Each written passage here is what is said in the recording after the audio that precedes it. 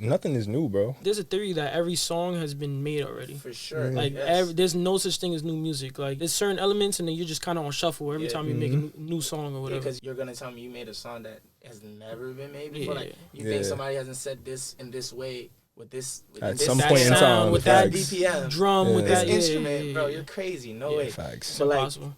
It's all the other smaller things, like who I am, you know, how I live, what I believe, and the way I put that together, that's what makes it more unique. The next person who probably made that was a totally different person.